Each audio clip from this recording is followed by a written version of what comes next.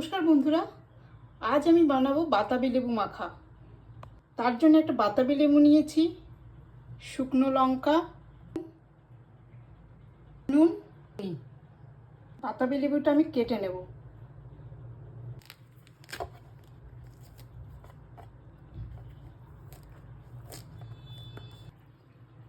বাতাবি লেবুটা আমার ছাড়ানো হয়ে গেছে।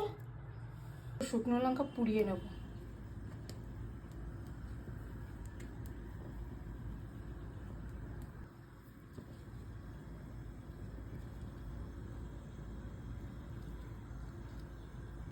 বিট নুন, 1 চামচ গুঁড়ো চিনি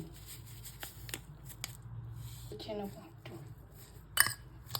একটু লঙ্কা পুড়িয়ে রেখেছিলাম, ওটা কুড়িয়ে নেব। গুঁড়োটা দিয়ে দেবো, করে মিক্স করে নেব, ভালো করে সব মাখিয়ে নেব।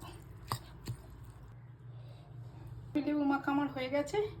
এবার সবাই মিলে একসাথে বসে খাবো। নমস্কার।